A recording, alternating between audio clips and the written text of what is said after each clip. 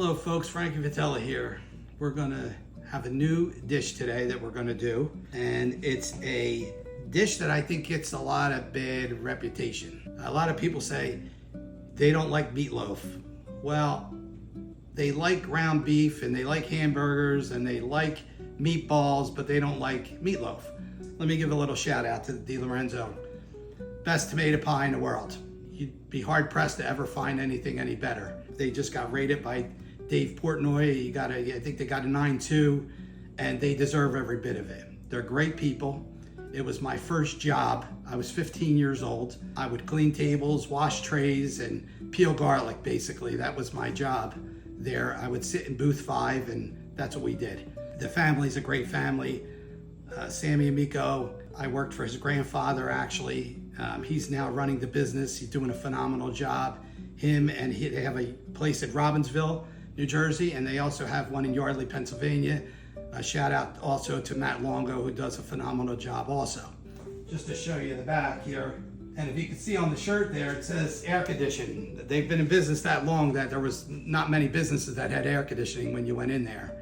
They were on Hudson Street in Chambersburg in Trenton, New Jersey. And they're just a phenomenal group of people, phenomenal family. I've stayed friends with them over the years and just wanted to give a shout out to that place. People ask me questions and say, you know, you grew up eating Italian food all the time. How was that?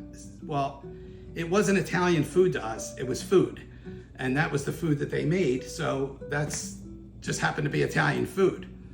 But my grandmother loved to make dishes, which she called Marigan dishes, which was American dishes. And she loved that. When she started to do that kind of stuff and make meatloaf and stuffed peppers and different things like that, she used to actually get a kick out of it. And she loved it because she grew up on just the same foods all the time, you know? So we're gonna put it together, let you see what it's about. This is my style of meatloaf. This is her style of meatloaf. Put a couple different things in here, but we'll see how you like it. And she would always call it was always an Italian meatloaf. So what that meant was you put a little sauce on the top of it and then it became Italian meatloaf. So we never used brown gravy or anything like that. That's just the way it was. So let's get started. This is about 3 pounds of ground beef. I'm gonna salt it. As you folks know, I'm gonna go down around 1 time with salt and also with the pepper. Now, Worcestershire sauce. If you're looking for an amount, I'm gonna say probably 2 teaspoons. Regular yellow mustard. This is what she did.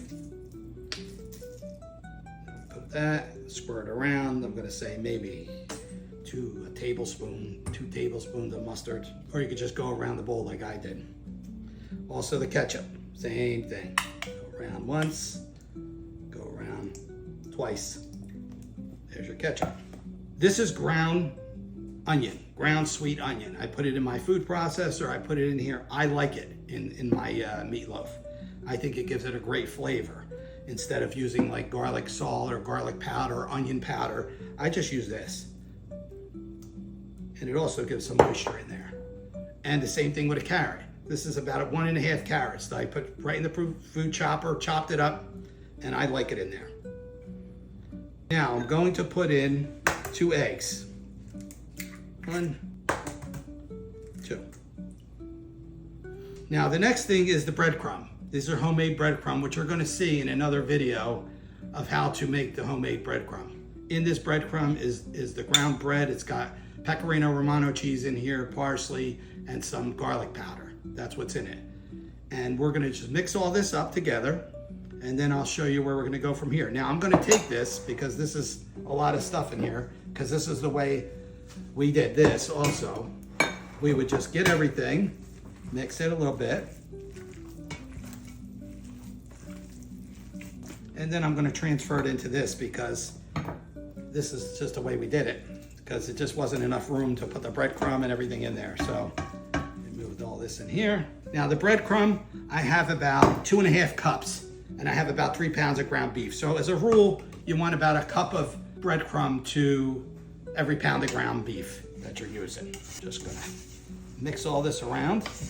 This, just like you would do what you did with your meatballs. I'll give you an idea of what it looks like here.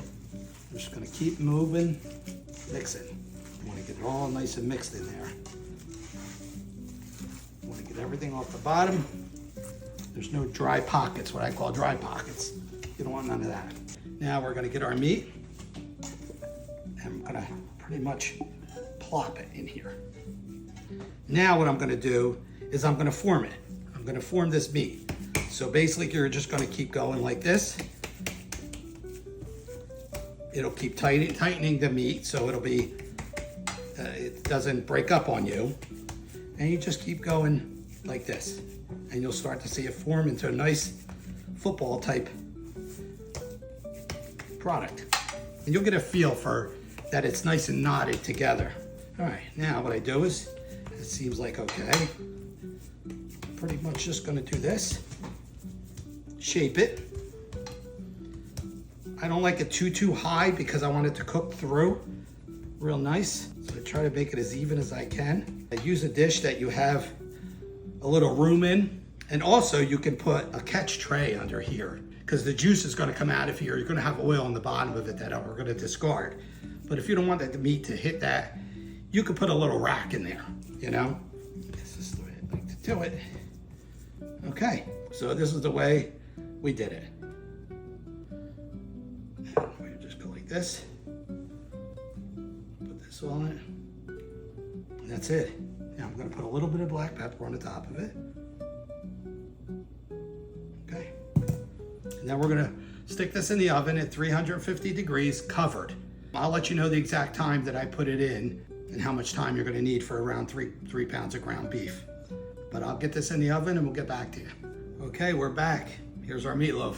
I had this in the oven for about 45 minutes, covered, and then I had it on for about another 30 minutes, uncovered, because you want to get that little bit of brown there. You want to make sure, when you get to your internal temperature of 165 degrees, then you're good. So this has the grease in it, see, and you don't really need that. So, all right, let's cut it and see what it looks like in the middle.